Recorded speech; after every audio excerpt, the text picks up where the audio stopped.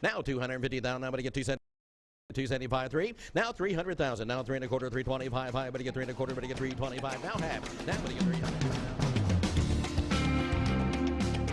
And hello from Dallas. Welcome to the Mike McGavel Jones Show from the intersection of the North Dallas Tollway and the LBJ Freeway. And we are at Lincoln Center here in Dallas, and we want to welcome everybody to post-Super Bowl commentary. That's right. Kansas City Chiefs. I said it all along. I believed all along. I wore the hat. I carried the mantle. I had the barbecue. We had everything. Yeah. I think Kansas City did it all, showed it all, said it all, and I couldn't be happier for our friends in Kansas City who have waited 50 years for the return. I was a huge fan when they won the last one. I had all the posters on my wall. You know, I was a kid, and I can still remember a young Lynn Dawson and Otis Taylor and the great players back then. It's just it's hard to believe it's been 50 years. It's hard to believe anything has been 50 years. Well, it's been interesting for me, of course, with with United Country Real Estate being based in Kansas City for almost 100 years, and being able to live in Kansas City from 2006-07 until about 3 years ago, and watching Lynn Dawson do the sports, and watching him get older. You know, I mean, he does, I think, some special commentaries now. He's not on every night, but he was the local sportscaster. So that's what he did after he left the Kansas City Chiefs and winning the Super Bowl. Then when he retired, he became a broadcaster. But I thought it was funny to reflect back on the Super Bowl that they played in, where you see Lynn sitting on the bench as a player smoking yeah. a cigarette. It's just funny to see anyone smoking a cigarette now. Well, you see it less and less.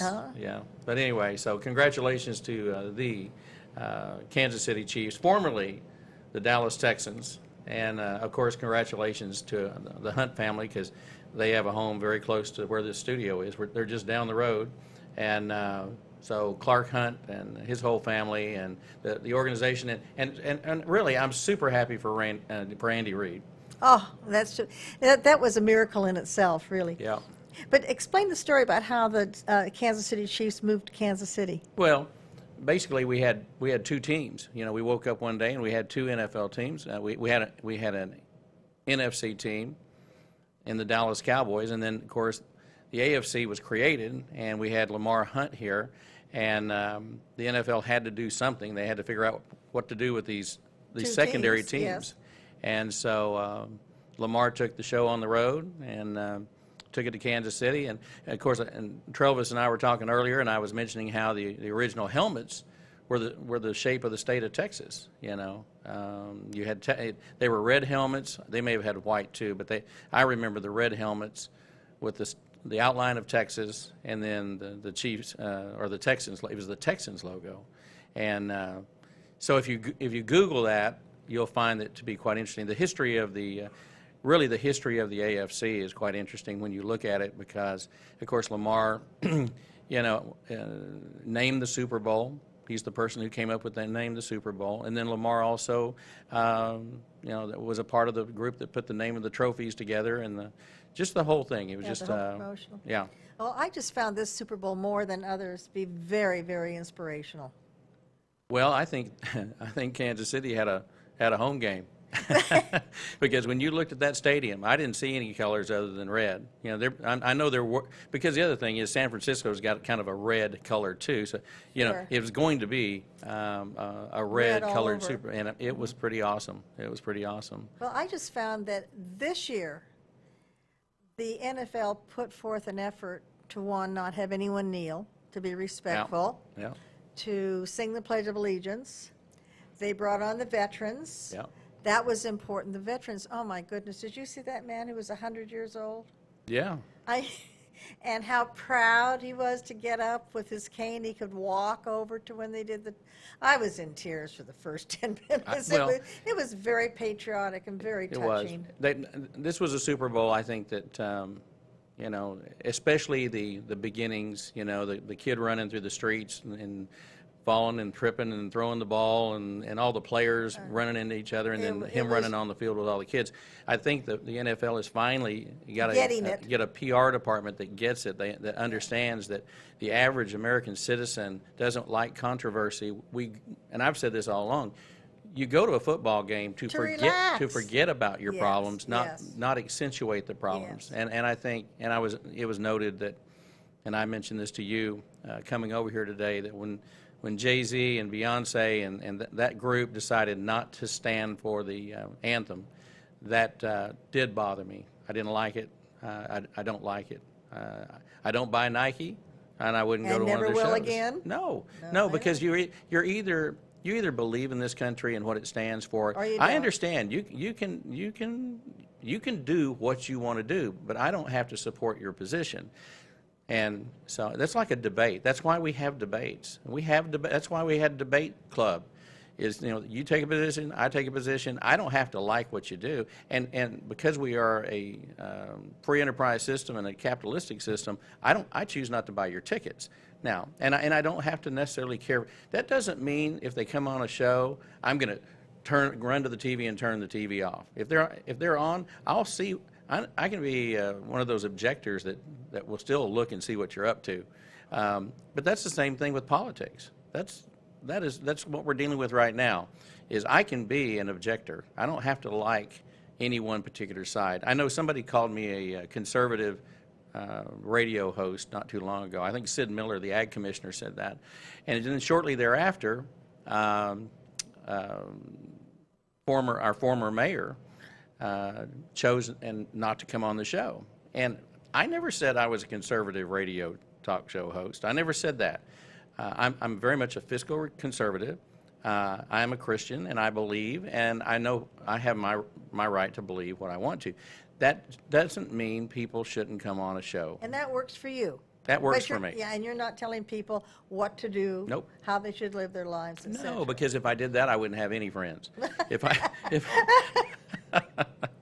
Look, I was telling a group last week, we were talking about fundraising events, and I work for everybody. You know, I don't decide, my politics does not decide whether I make a living. I make a living because this is what I do. I practice the art of raising money for charitable causes and doing the best job I can. What your cause is, that's your cause.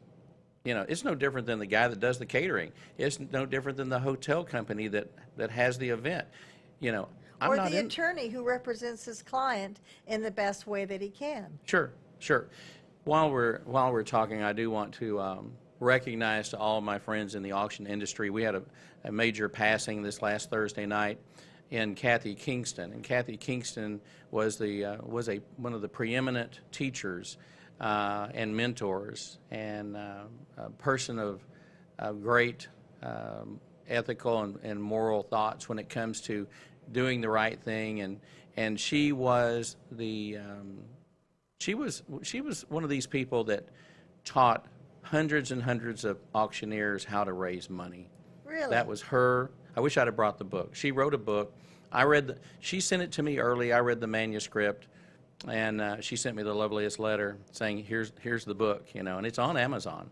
But Kathy Kingston passed away last Thursday night, and I was talking to my friend Scott Robertson a few days ago, and we'd been talking about working together on a fundraising thing, and he's down in Florida. He's the, you know, one of the best there is, if not the best, in that part of the country. And no offense to any of my other friends that are in the fundraising business, because I believe they all do a great job.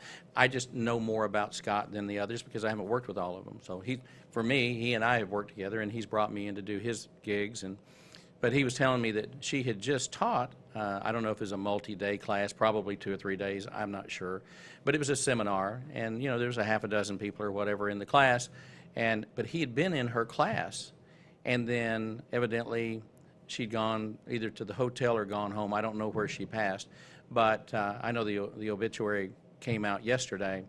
But he talked to her about 11 o'clock that night. Just, I guess, they were really close, and they like to discuss and cuss amongst themselves. He didn't agree with everything she said, and she didn't agree with everything he said, but they would work off of each other a lot. How many female auctioneers are there? There's a lot more than there used to be. I kind of measured that by...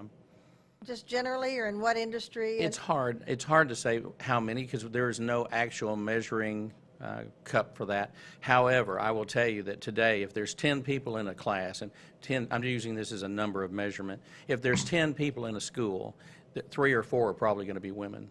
So about a quarter to a third of all incoming auctioneers today are female. So great number of new ones. Cookie Lockhart, who's been on this show from Colorado, she was the first, really one, well, not the first, but one of the first. Certainly the first to get fully recognized, because she is in our National Auctioneers Hall of Fame. And our first female president was Christy King from Alabama. Where is your Hall of Fame? The Hall of Fame for auctioneers is located outside of Kansas City. There you go. Yeah, out in Overland Park, Kansas. And that's where the bronze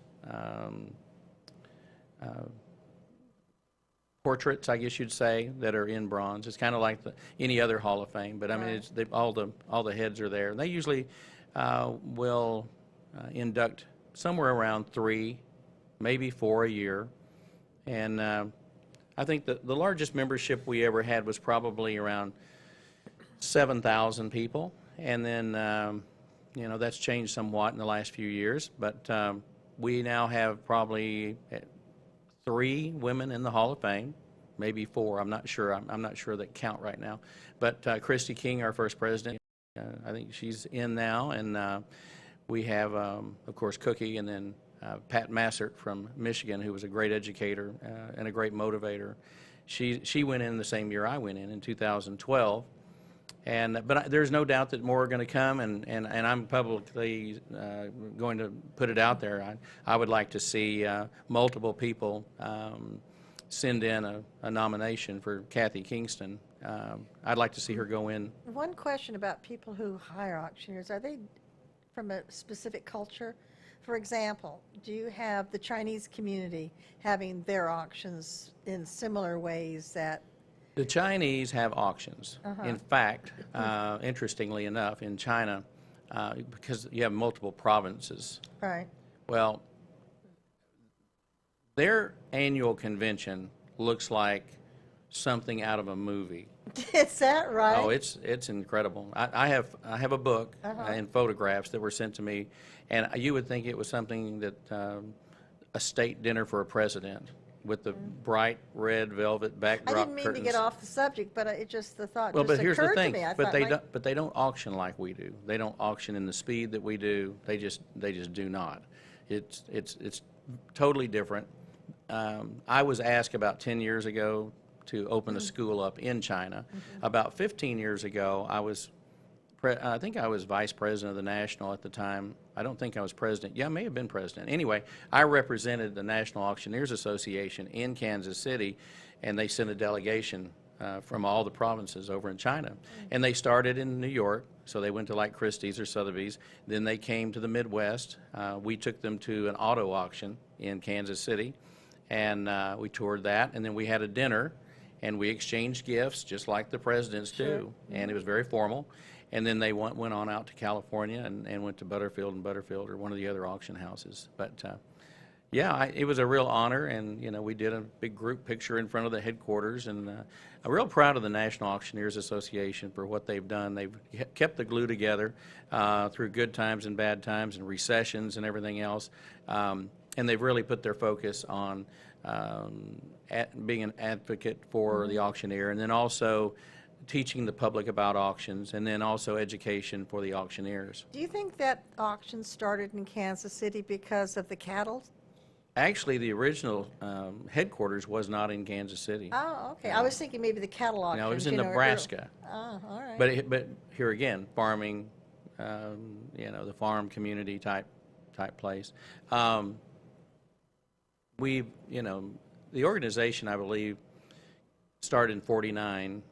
So it's to me that's relatively young, but now that I'm older, it's getting to be a bit older. But you know, it's a neat organization. It's growing. You know, we used to have a ladies auxiliary, and so if you were a wife of an auctioneer, you know, you might help in the office or something, or you might just stand behind your man like Tammy Wynette, you know. So, but they had a group. It was kind of a social group that really didn't get to do a whole lot of things. And then they started doing some educational things. Well, then over the last 20 years, 30 years, women have become auctioneers, you know. So the whole idea of women becoming just like the men, so they've dropped the word ladies, and now it's just the auxiliary, and it concentrates on scholarships. One of the things I wanted to discuss today, do you find that men are less masculine than they were decades ago? Well, I'm glad you brought that up. No, seriously. How, you know, now, on that, before I go there, Yes. you realize we went right into this and never even introduced you today. oh, that's quite It's like all you're right. it's like you're my Ed McMahon. That's, So if only, right? so Beverley Bryann Hello. has written a book called The Best Cocktail Hour Stories, and we had Beverly on last week, and I decided the minute that I met her that I wanted to have her on more than once, and so this is round 2. And because we do venture down different roads, and you give us some new content, things that we haven't thought about, and you're asking questions about the auction industry that, quite frankly, that the average U.S. citizen probably doesn't know a lot well, about. I just find it interesting, you know. As far as the masculinity, I think that's interesting. I think because of the transgender stuff and all the things that go on in New York. Well, it's not even that. Well, I'm not done. Give me Yeah, a second no, here. carry on. I do believe that I think that a person that is not as masculine today has the option to be more out there as more effeminate than before. And I think they're I'm just going to tell you what I think. I think that the media, I think television, movies have changed the culture to the point that it's even confused some people as to what they are or who they are or how they want to be and how they want to act. And the educational system is part of it. Oh my absolutely, gosh, yes. absolutely. And the more urban areas, you're going to have more diversification. You know, I had heard this for many years, and I mean, and look, this is my show, so I can say pretty much whatever I want to. And if somebody finds this offensive, then so be it. But I know for a fact that kids growing up in small farming communities that did not feel like they fit in, that felt like they were gay, Right. that were trying to find themselves, in many cases in the Midwest, would escape to places like Kansas City and Chicago, the bigger cities. You know, there's not a knock on Kansas City or anything else. No. I'm not saying that's a bad thing. I'm just saying that those frustrated people that could not survive, because what they had to do is just be quiet. They were like underground. And you know what I'm talking about. I lived in a small town, and it was like the whispers. Sure. The whispers of, well, you know, he's this or she's that. And it just stayed that way. And I think it came to the point where people were able to go off to college, they could get away, and then they could be themselves. And Well, it's regardless not of, even and the I don't, ga- and I yeah. don't care what anybody. That's the other thing. This is my big mantra. Yeah. I don't care what you do. It's none of my business. It's not my life. You know, I'm good. I've got lots of friends on all sides of the equation and the discussion. But as far as do I think there are more, I think it's more seen now. I think it's more obvious now. I wasn't even really addressing the gay issue. Yeah. I'm just addressing just men in general. Yeah. They just seem to be programmed less masculine or less demonstrative. Well, then I would say that you could probably best pick that up by what people wear. Yeah. Now, I'm telling you now, it's no different than if I go wash my vehicle and I look at how people dress and what people wear on airplanes, you know, and even shoes. People that don't wear shoes or don't wear dress shoes, and maybe the guys are wearing sandals, and I'm not saying you can't wear sandals. I mean, look, we've all got flip-flops and stuff, but I think there's time and a place. There's a time and a place for everything, and I just think everything is a window to who you are, and I think we have raised a society now that thinks pretty much anything goes. Well, this And I saw this in church last week. I think you and I touched on that a little bit. Right. I think you said something about people what just people don't wear. dress up anymore to go to church. Well, no, they don't. Oh, I mean, they there are, just now I will say there's certain churches that are more in line with the old school. But man, the newer churches, you know, I see people wear everything. The kids are wearing T-shirts and Right, like- shorts and. Well, I was in Nordstrom the other day, and I was buying a belt for my son. And so I walked over to the men's shoe department. And I was looking around, and I like shoes. By the way, gentlemen, if you want to get along with women, wear nice shoes, because we always look at your shoes, and that determines whether we want to be with you or not. It's just a fact. I'm just throwing it out there. Beverly, you should know. I'm just saying. Better than me. Yeah. Anyway, I was in there, and the salesman was showing this gentleman these shoes, and he kept saying, gee, I've got to take a picture and show my wife because I want to make sure she approves before I purchase these shoes. And I'm thinking, are all men so wimpy that they can't buy a pair of shoes without asking somebody permission? I don't understand that. I buy shoes. I don't ask for You permission. don't ask. I'm just saying, it just seems so odd to me Yeah. that men would not have the kind of self-confidence in doing what they're doing Yeah. to go out and buy a pair of shoes without having to say, well, dear, is this okay if I buy these shoes? Well, let me tell you something. That brings up an interesting conversation. So I'm watching and reading, and I'm watching the news this morning, and then of course I watched the game last night, and then I was. Where are the men? Where are you? Where are you? I was reading on Facebook the comments about the game, and there was one whole group of people that I know. You had people saying, "Great halftime show." Oh, I loved it. I thought J-Lo was fantastic. Okay. Now, but now here's a little further right Christian view of this. Women. Now, look, I'm not picking a side on this. No, I understand. You're You know, just. I was explaining. entertained, but I did find the poll interesting. You know, I think the clothing was interesting. The choices were interesting. We went from a conservative kids show. Right, to a To nightclub venue. To a nightclub venue. Yes. And I know everyone younger loved J-Lo and Shakira and all that stuff. I get it. I was entertained, you know. It doesn't take much to entertain me. I'm not, I thought they you know did what a I mean? fantastic I like job, to go to though. Yeah. plays in New York. I like to go to musical events. That was entertaining. I like to see 50 people dance well in time together. I think that's amazing, a chorus line type thing. I think the poll may have been a little bit much. I think some of the attire is a little risque. However, if you pay $4,000 or $5,000 to go to a show, that's the show, and when you're talking about the biggest names in show business, Yes. this is what you're going to get, and especially in today's world. So I'm fine with it. I just found it interesting to see I love all the opinions. That's one thing about Facebook and some of these other places.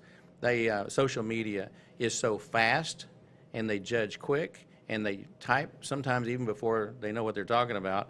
And I thought it was very interesting that the diversity of the opinions of the show. And but that's what's great about America. You get to pick and choose what you like and what you don't like. Oh, I thought the biggest lesson that we took yesterday, and it's kind of a life's lesson, was that, you know, you're looking at the third quarter and you're thinking, my goodness, the Kansas City Chiefs are behind. They're behind 10 points. Yeah. How are they going to pull it out? Because this was such an important game to them because of their coach and because of the 50 years and so on. And they just got it together. I never had a doubt. I never was afraid that they weren't going to pull it off because that's what they built their season on coming back. They have, and coming back in a big way against Yeah. against long odds and high scores.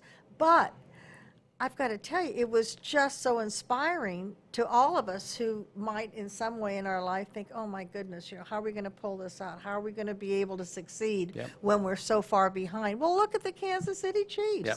They did it. Well, and then the other thing with the Hunt family, and I love this about them, you know, they flew all their people to that game. They flew 2,000 people. No. Yeah. They're season ticket holders? They flew their staff. Oh. They flew everybody that worked for the organization. Clark paid to send them out there. Now that's saying something. Well, I bet he did something for the ticket holders, to their season ticket holders. I bet he gave them some kind of Well, you know that the parties and things that were going on, because, you know, I've worked 5 Super Bowls over the last 20 years for the NFL Players Association, and have did Jacksonville, did 2 San Diegos, did a New Orleans, and so anyway, so on and so forth.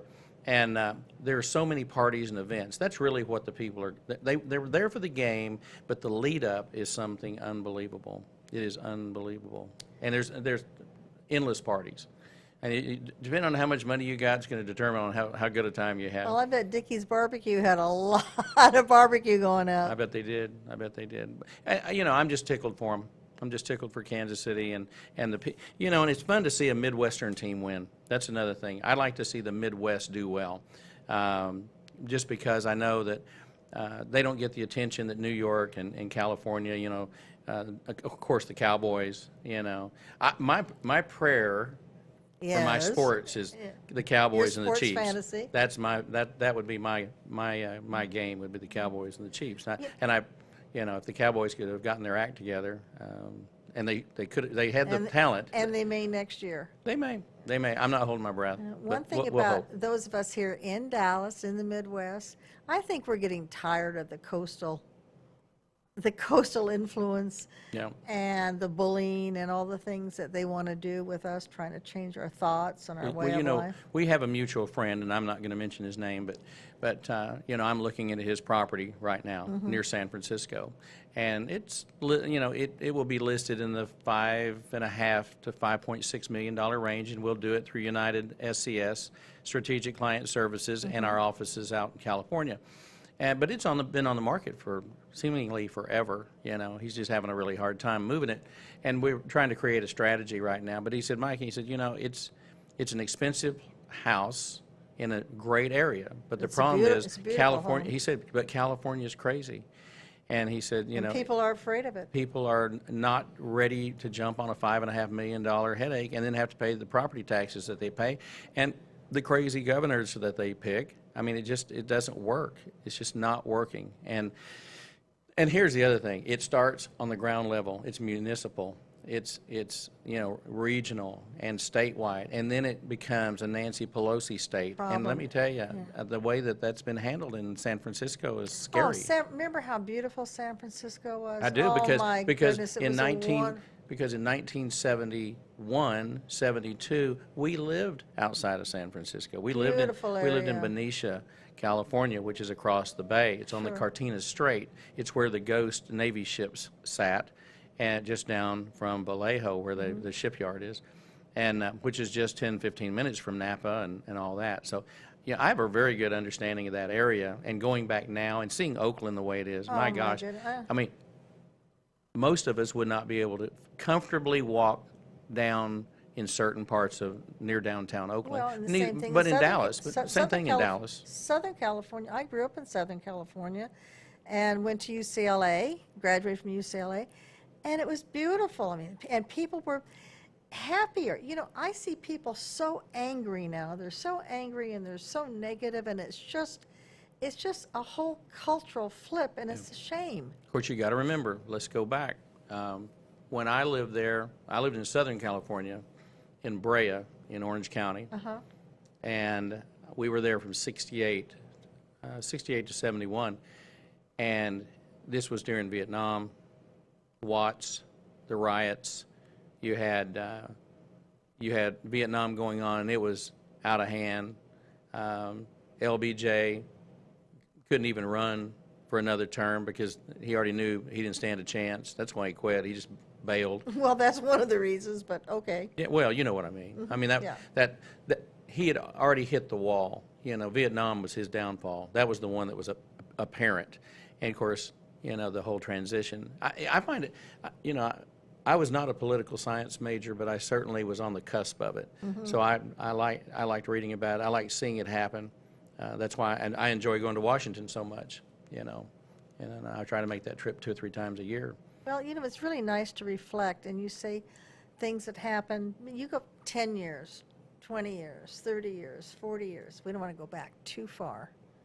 Even though I'm now taking naps now instead of sleeping through the night, because no one's ever died in their nap. Well, as you're aware, I was in Austin over the weekend with Michael and Susan Dell, and we were raising money for the Dell Children's Hospital, and his foundation, I say his, their, have to be mutually. Yes. Because let me tell you, Susan leads the cause. You know, Susan's the one that really pushes the foundation. powerhouse She's the behind power. it. Well, she really is, because Michael's busy doing things too, and but she really puts a big focus on the foundation. And we were at the Fairmont of San Francisco fame. We were at the Fairmont, which is a relatively new hotel, and you know, they pledged $30 million. Nice. They pledged $30 million through their foundation, and then of course we sat right there and raised over $4 million total for the evening, and which was a new record for them. And the live auction, quite frankly, that event, I know a lot of people know that, you know, United Classic Auctioneers does a lot of fundraising. Yeah. You see me somewhere, not You're every day. everywhere. You're like God. You're just everywhere. Don't say that too loud. I'll start getting hate mail. But, you know, we did the car sale for Texans Can in the morning, and then blasted down to Austin and did a 4 o'clock sound check and went on, and that was the single largest fundraiser that I've had in 40 years. And it was amazing. I've never seen so many people give. I mean, I've seen select people give. There's always these key tables, you know, Sure. that give the big amounts. But this was a night where, in the Raise the Paddle, the pledge campaign, The economy. it More seemed people great. have more money. Well, they're giving it. And they're giving it. Giving it. Of course, Texas is phenomenal when it comes to giving. They You know, really are. I'd say Texas is probably, it may not be ahead of California and New York, but it's way, it's probably it's close. real close. I think it's real close. And Austin is a neat spot. It's a neat spot to go to. You know, I mean, they're building so much, the roads are a problem, but you know, you're going to have that problem if you go to a metro area, especially when it's the capital and it has one of the largest schools in the state, if not the largest school. So anyway, it was a great night. And so just a quick shout out to our friends with the Dell Hospital, because they're the ones that brought me in, and they were very happy with the results, and I was tickled. And interestingly enough, Brian Bosworth, you remember the Boz? Oh, sure. Of course, he was big in the 80s, early 80s. I think he graduated. I think he told me he graduated high school in 82 or 83. We were having an OU conversation, and anyway, I got to spend some time with him. And he'd been living in California, and he and his wife, they just decided about 8 years ago, enough's enough. We're going back to Texas, and they decided. And I said, well, if you're going to be in California, and as crazy as California is, obviously the logical location to go is Austin, because you know their tagline is "Keep Austin Weird," and it's And they do. and Yes. it's a very liberal city, and so it makes sense for them to But here's land there. another thing, because of But that. he's an Irving boy, so Because of that phenomena, they have more homeless there, they have more problems. I heard that Governor Abbott has got to address the homeless issue in Austin because it's out of hand. yeah. Well, it is, because when I was leaving out in the morning to refill my fuel, I pulled into a station, and there was probably 50 or 70, I say 50 or 70, could have been 60, but Or 40. It could have been, but it was a lot. There were a lot of homeless people under the overpasses, right, like at 7th Street, right in there, wherever I was filling up. And I was just thinking, and this is the greatest nation in the world. And why does this happen? And why does this happen? Yeah. And how do we let it happen? And I how mean, many are veterans? That's another issue that really is astounding, that we have this issue with veterans. And I know we've done a lot in the last 3 years to improve the Veterans Hospital and the ability for them to get medical care. We're going to and have so to on. create housing. But we're going to have to do a lot more. And you know, I'm not a big giveaway guy, but you know, these people, this is a different situation. These are not people that want to freeload. They're not getting food stamps. They're not getting assistance. They're not on the government they're under a bridge, and they're not, and that it's poverty conditions. Those people, we have to find out a solution for that. And I would challenge. Well, of course, the governor's aware. He knows. He has to look at it every time he drives down the street. But, I challenge Senator Cornyn, who's a friend. John Cornyn, our senior citizen. He's our senior senator. He's our senior senator. And then, of course, Cruz. They need to put more effort in working with the federal government to help figure out what they can do to assist us here. Well, I know that Ted Cruz's father, Raphael, is a minister. He's a minister right here in Carrollton. Yep. And he has given a lot of input to the government, but it's been blocked every time they put forth an idea that has to originate in the House. Nothing happens. I mean, they have had so many ideas and committees for the homeless, and nothing happens because nothing has been going on in the House. Yeah, we give a lot of money away to a lot of different causes. A lot of people. But I think when one of the most important causes in my world is homelessness and people that need food. I've worked with the Dallas Diocese in the last month or two, and I have sat in their headquarters and watched families come in and out. See, a lot of people don't realize what all the diocese does. And we did a show with them about 2 months ago before their event. But when you actually sit in the lobby and watch who they're helping, and you see a man and a woman and 3 kids, or you just see a woman and 3 kids, or whatever it is, you realize how much good work they do. We don't see that. They can sit here and tell you it all day long, but until you see them and hear them talk about it, it's just a very interesting. It's a very interesting issue that we have. Not to say that we haven't had homeless forever, because we've always had some homeless, but it seems like 50 years ago we had more solutions for it. Go to Los Angeles. We didn't have the number. We didn't have the number of people who were homeless. True, and go down to downtown Los Angeles to the park. Oh my goodness, I know. It looks like a depression camp. Well, Dr. Drew Pinsky was mentioning that there's now typhoid. There's bubonic plague. These are Middle Ages diseases that have a resurgence now because of the homeless. So, it's everybody's problem. I mean, just because we don't live in those conditions doesn't mean it's not our problem. It is our problem. We've got to deal with it. Yeah.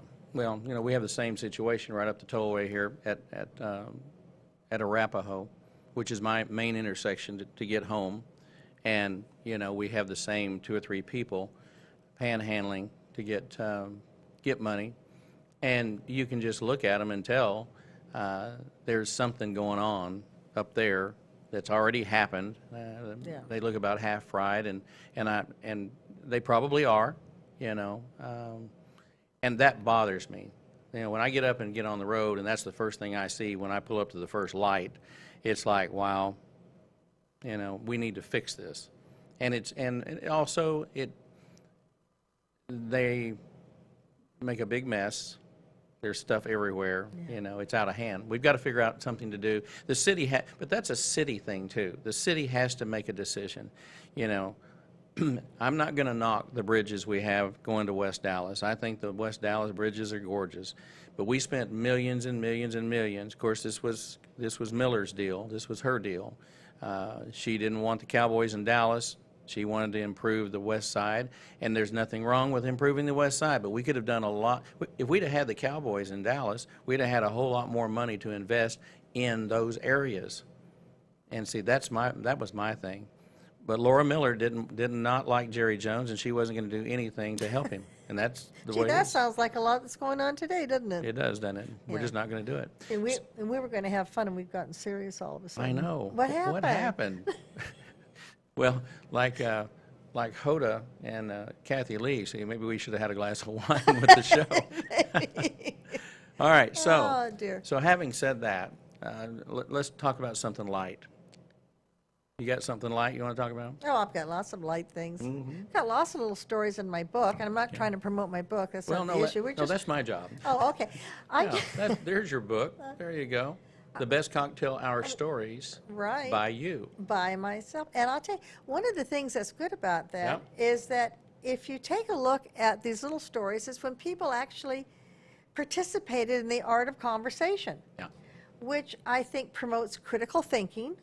Yes. It also promotes ideas that are not given to you by others, such as the media, how they want you to think, walk, talk, do, go, so on and so forth. So I think if we could sit down and visit with each other, turn off the phones, Turn off the tube. turn off the tube. Turn off the computer. Well, have you been sitting with somebody at dinner and they're texting somebody else while you're sitting having dinner with them? Yeah. What's with that? Are they looking for something better to do, or what's with? Yeah, I mean, to me, it's insulting. Well, I think a lot of us have been guilty of doing just that, and I'm sure I have, and so I want to publicly apologize to anyone that I've ever. And it wasn't intentional. And it is wasn't it? intentional. There you Maybe go. something was because you know what? We're so instantaneous now. Right. It's like we're watching the news come in. But it's our personal news, and we need to get away from it. I tell the kids in auction school, and by the way, I'll be in Austin. I think I told you Thursday night. Speaking of diversity, okay, I'm Right. just going to give an example. So Thursday night, I'm going to be working an event in Austin with Natalie Maines from the Dixie Chicks, one of the most controversial women during the George Bush Oh, yes. period. And I'll be working with Guy Clark Jr., who's a phenomenal guitar player. He's a phenom. He was featured on Sunday Morning, CBS Sunday Morning, about 3 weeks ago. I highly recommend you see the show. He lives on a farm just outside, or a little ranch outside of Austin, and he's young. He's only like 20, I don't know, 24 or 27 or something. He's a young man. And then we also have Lars from Metallica. So here's Mr. Conservative, and I'm going to be in the thick of the music scene. Your shirt and tie. I am not going to wear my shirt and tie. No. They want me to let my hair down. Oh, that'd be fantastic if you could. That'd be wonderful. So I'm going to go casual in Austin Thursday night. Now I'll still wear a jacket. Sure. Now I'm going to wear a jacket, but we'll be a lot more comfortable. I kind of like that look where they wear jeans, some nice jeans. Yeah, they call it Western chic, and that's kind of what we're I going to do. like it, but I think you should press them. I think you iron them and you have nice, shiny shoes or boots. Well, I'm a boot guy, so they know what they're going to a nice, shiny boot and I think I'm actually- and a blazer. That's really a good look. Yeah. That's an alpha male look. And my whole point is, what's happened to the alpha males? The alpha male look is kind of like the Texas oil look. Right. That's what those guys And it look doesn't like. mean you can't be sensitive to issues that are important or issues that you should be sensitive to. It just means that you're just not wimpy. Yeah. And I see a lot of I see you creating a movement for I men. see a lot of wimpy going on here. Let's see, we've got the Me Too movement. What are we going to call this? I'm going to have a Travis, not what are we Me gonna, Too movement. Travis, what are we going to call this? I don't. The Man Too movement. I don't know. the Maybe man. How about the man movement? There we go. The real man movement. The real man movement. That The might real work. man movement. It's kind of catchy. It's a hashtag. Okay, hashtag real man movement. Okay, I want to trademark that right now. You can note it. Today is the 3rd of February. I think a lot of women would appreciate it. Yeah. And I think a lot of men have been wanting to play their natural A roles. lot of things. men have been demasculated too It's by terrible. some women. And look, And they're afraid to date anyone they meet at work. They're afraid to date anyone they meet in school. They're afraid because of all these various lawsuits and accusations and so on. Look at Alan Dershowitz. He wrote Guilt by Accusation. Great book. And women have gotten the edge, which is very unfair to men. I must say that, very unfair to men. That if they just make an accusation, all of a sudden it's fact. We should just take this. We could destroy this man's life. We can have him lose his job. Sure. We can have him hire an attorney. well, and they can do it, and they can not right. and they can do it through social media too. And it's not right. And it's just not Yeah. right. And we have to get stronger on the libel, the Yep. slander Okay, laws. speaking of, so the event that I'm doing Thursday night down in Austin is called Proclaim Justice. And this is about people who've been falsely accused and falsely imprisoned. Interesting. And they're, yeah. as they've discovered through DNA and other things. Right, that they're Or actual innocent. witnesses who come out and Yes. say, well, yeah, I kind of lied. I'm dying. And so that's what we are going to be raising money to promote. I'm going to give that. you a thought on that. Okay. And this is about the criminal justice system generally. Mhm. Our system doesn't work for a very human reason. The judges, the prosecutors, the investigators, the sheriffs, they all go to the same pay window. In other words, the prosecutor works for the government. The judge works for the government. They all go to golf functions together. They all know each other. So they Yep. get in court, and you have a defense attorney. Unless he's absolutely terrific, you're going to lose because they're all friends. You want to help your friends, believe your friends, and so on. Prosecutors, I have found, have their biggest boost in their career is their win They have to ticket. win. They have to win. They don't have to do what's right. They just have to win. That's historically factual. Most anyone from Dallas knows if you go back to when Henry Wade was the district attorney, he had a take them. We're taking them down. You Yeah, either no matter what. You either tell us that you're guilty, or we'll make a deal. To the point that he would make a deal during the court. Yeah. I mean, they were still offering deals. Yeah. Deals are still coming in right up until they made a decision. And so, but he built. You know, he was known as a hard one. Yeah, he was not alone. No. In our country, we have a 97% conviction rate. 97% if you're indicted or you're arrested. Now, you cannot tell me that 97% of the people are wrong or criminals. Here's what I'd like to present, just as a thought. Again, critical thinking. Sure. In the British system, you have a crown prosecutor. And this is the person who's in charge of prosecutions. But what they do not have career prosecutors. They have barristers. All their prosecutors are private barristers who rotate into the system. So you could be a defense barrister one day. You can say, I can take 10% of your caseload in such and such an area. He can be a prosecutor the next day. So he's a private individual. He's a private contractor, in other words. So you don't have that entrenched nepotism. That's one thing. The second thing is, when you go to Germany, for example, you have three. You have a tribunal on anything that's not a traffic ticket. And I've been doing research on this because I've done some writing on it. I have my next book is The Best Cocktail Hour Conspiracy Story, so I've had to do this research. But anyway, so when you go to Germany, you have three people. Now, when you have a decision that's going to affect your life, your liberty, why do you have one man in charge of it all? Yeah. Who's friends with the prosecutor? Who knows the investigators? Yeah. It's just 90, It's a setup system. It's a setup system. It's 97%.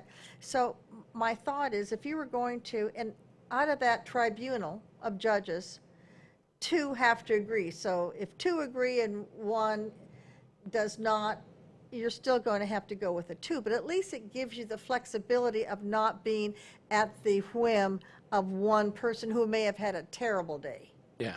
And you're going to have a much worse day. Yep. Yep. Just saying. Interesting. And so that would be, and I think it would save the government money as well, because you've got so many attorneys who would take a lesser fee. Well, besides that, look at our prison system. Oh, we could know. go on for hours on Yeah. that. And But- you add the private prison system, and that's just a cash cow for the guys that own it. I know a guy in Louisiana that owns 4 or 5, and he's living the high life, and, you know, the check's coming in from the government, you know. Yeah. He's a service provider. So, as we wrap up this show, I'd like to come up with one fun story. How long do you have? How long do we have? Oh, I don't know. Travis, what do we got? 5 minutes? About 10. Oh, good. Okay, you got 10 minutes. Okay, I've got a good Cameron Mitchell story. Remember Cameron Mitchell? Well, let me remind them who Cameron Mitchell was. If you ever watch the Western Channel on television, you see High Chaparral.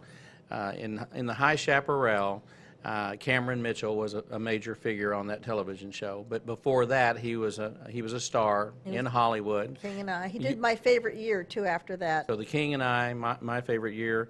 And then, so what I'd recommend you do, if you're interested, just Google or Yahoo, Cameron Cameron Mitchell, Mitchell. and check it out. So tell the story. Well, he did one thing that I thought was, for those of you who like public speaking and do a number of things, I had met him through some people I was doing business with, and we were at the Beverly Hills. This is not the funny story. This is just a lead-in. Yeah. We were at the Polo Lounge one day, and I Love was. the Polo Lounge. I know. You know, I saw. Now I'm name See? dropping. I know. Now I'm name dropping. But back when Mark Anthony was married to J-Lo, I was having lunch at the Polo Lounge in Beverly Hills in the Beverly Hills Hotel. It was a star day. This is one of those days where I'm sitting at a table with my wife at the time, and I'm going blank on me. Mark Anthony, J-Lo. Well, they were kind of in a private area. It was in the kind of the outside area. Sure. They were outside, but they were in like one of these little bungalow areas where Well, they've you know, got the old canvas. Beverly Hills stars used to call those the bungalows. Oh, really? Just to let you know. That's terrible. I know. But I believe you. That's funny. Well, that's So what anyway, they told me. they were back there. Well, they came out, and they obviously had either just had an argument and a fight, or she just didn't like him, because I'm telling you, she came out, she looked upset, unhappy, cranky looking. He looked like a beat dog. That was always a weird combination. That was almost like an artistic couple. They both danced and sang, Right. but they didn't fit. Right. And so I never understood that. Now, I understand the one that's going on now. With A-Rod? Oh, Oh, yeah, yeah. sure. That's an easy one. Anyway, at the same time, Lionel Richie is sitting with his whole family at a table. And then James Wood, if you remember James Sure, Wood from absolutely. the movie Casino. Now, a lot of people remember James from Casino because that was such a No, he a was big in a movie. number- But he's been in a lot. a And lot of TV, too. films. He was in television. Anyway, go back to Cameron Mitchell. Oh, anyway, so we're sitting at a table, and actually it was it was with Elia Kazan and Harry Schuster, who had Lion Country Safari. He was CEO of Lion Country Safari. I forgot all about Lion Country Safari. Yeah, wasn't that, that's how he got his money out of South Africa. Interesting. Shipping the animals out. Back and forth, yeah. Because they had, currency restrictions. Anyway, Yeah. so we were just chit-chatting, art, again, the art of conversation. And he said, "Why do you drop your G's?" I said, "Excuse me?" He said, "Well, you seem like an intelligent person. Why do you say walking, going, doing?" I was so embarrassed. I've got to tell you, I was so embarrassed. And then I thought about it. I thought, he really did me a favor, because I've never dropped my G's since, because it was such a humiliating situation. Anyway, Maybe it was because you were Canadian. probably, I don't think so. That probably would have been the A and the Heavy on the A. heavy on the A. But so I took over kind of helping Cameron Mitchell, because he had children. He was going through a tough time. So he was married to Joanna Mitchell, who was a very wealthy heiress of Continental Packers in Canada. Their head office is Saskatoon, which is why Saskatoon has a huge art collection. So he has 4 children with Joanna Mitchell. He divorces her and marries Lissa, a 17-year-old he met on Carousel somewhere. She was a dancer on Carousel. He was hanging around somewhere. Anyway, he marries Lissa and has 3 children. Well, whenever they'd have a fight in California, she would call up and get him committed for 3 days. Because if you were a wife, you could do that, or a family member. Wow. You could do that. So he calls me and he says, "I'm in the Norwalk mental facility, but I've got to get to Vancouver to see one of his other children, because I have a part." This was where I was getting, Elia Kazan offered him a part, which was kind of a get back into show business, great part. But he had to be in Switzerland in 2 weeks to start the filming. So, and actually it had been arranged by this friend of mine, because nobody wanted to, he was drinking then, a lot of issues. He was known for that. I remember. And he was, yes. It wasn't a rumor. It was not a rumor. So he called me and he said, "I'm at the Norwalk mental institution because Lissa's just had me committed for 3 days, but I've got to get to Switzerland or I'm going to lose my role." He's going to lose his part. And the insurance and so on, I was going to get a commission for it as well. So I had worked pretty hard on getting that done. So I said, well, what are you going to do? He said, I think I can leave from Vancouver. Now, he just had his pajamas on and his trench coat, like the Peter Falk trench coat. He rents a car. He sneaks out of the mental hospital, rents a car, and drives to San Francisco, gets a flight to Vancouver, calls me from San Francisco and said, I'll meet you in Vancouver. I can get a flight there. Bring some money. Okay. This was before it was so easy to move money, too. People don't realize the Oh. hoops you had to go through Oh, 40, 50 years ago. Well, just bring some money, because he obviously didn't have any money, and he had just been, taken away to the They just mental took him out of the hospital. mental They just hospital. took with his jammies. So he has his pajamas and his trench coat. He's on an airplane to Vancouver. Gets off, his son Bobby picks him up, and he says, Beverly, are you on your way? Yes, I am. Well, we can get him on a flight over to Zurich, and he can fulfill his obligation, and everything's going to be fine. All right. I get to Vancouver. I'm thinking, we can save this. I book the flight. I contact everyone, said he's not coming in from Los Angeles. He's in Vancouver. Is everything all right? Oh, everything's fine. Just wanted to see his son and say goodbye, because he's going to be gone for a while. All right. So we go down to, at that time, people could go into the first-class lounges. And he's smoking his cigarettes, and he's drinking and signing autographs, and he's got the flight attendants around him. How much time do we have? I don't know. Keep going. Anyway, so he's having the best time ever. I keep checking my watch. I keep looking at flights. I'm thinking, all right, it's time to get on. We can put him on. So he staggers through the jetway. I'm kind of holding him up, and the captain is there, and he said, he's not getting on my flight. And I said, look, here's the situation. He's making a comeback. Here's where he's going. Here's the film. It's being directed by Kazan. This is a life-changing event. Could you please just put him in, put a blanket over him. He's had enough to drink. Nothing's going to happen. It's going to be fine. As I'm talking to the captain, he said, all right. As he turns around, I guess he had some matches in his pockets, and he put his cigarette in there, and he set himself on fire on the jetway, and the captain turned around and he said, not on my plane. Oh, no. Never saw him again. I walked off. You never saw him again? I was so, well, can you imagine? I'd made, You've gone all the way to Vancouver? well, I'd vouched for him Yeah. with very important people. Yeah. Coverage and everything. Covered him in everything, did all I could, and there he is, lighting him. He had flames coming out of his pocket from the matches. Flames. You can't make this stuff up? You can't make this stuff up. Anyway, so that's the Cameron Mitchell story. I like that Cameron Mitchell story. Well, there's a lot more stories Oh, than yeah, that. and they're true. And that, My and that- goodness. that's they're what I true. love about it. So we've got stories about Henry Kissinger. We've got stories about Don King and Charlie Finley that used to own the Oakland A's. Mickey Mantle, there's a million of those. I've got one too. Marlon Brando, Edwin Edwards down in Louisiana. Oh, that's a good one. And and you and I were having dinner Oh, this was 3 or funny. 4 weeks ago, and it was over at Kenny's Italian, and we were having a discussion about some of these stories, and the story about former Governor Edwin Edwards came up, and this couple came up. No, they were sitting next They were, to well, us. they were sitting next to us, but then they overheard our conversation, Right. and she was Edwin Edwards' Granddaughter. granddaughter. That was the craziest thing. It was right here in Addison. So anyway, so there's more stories, and I know your story about Roman Polanski, and I think that's a great story. We're going to too. save that for the next one. And Orson Welles and George Reeves, who played Superman when I was a kid. Well, the reason why is because I was so much younger than all the old Hollywood OBs, as they used to call themselves, the old broads. Yeah. But they had great stories, and Yeah. they had personality, and they knew people who had great stories and personalities. Well, the great thing is you got the story straight from the old broad's mouth. I know. That's great, and I love it.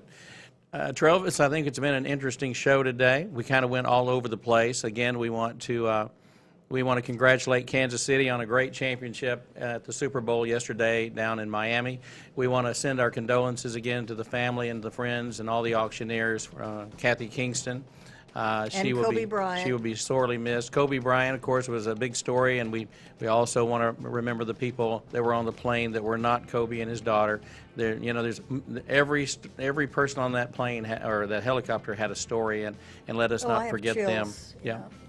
So anyway, we send our condolences to those folks and think about them in prayer. Once again, I think we had a great show, and Travis, on behalf of everybody that's been a part of this one, you included, and Beverly, glad to have you on again. Thank round you. two. Round and two, we'll getting do it. ready for round three. We'll do it again. All right, on behalf of everybody that's been a part of this one, from the Lincoln Center in Dallas, Texas, at the corner of LBJ Freeway and the North Dallas Tollway, I'm Mike McGavel Jones, and we'll see you next time. God bless. Take care. We bid you adieu from Dallas.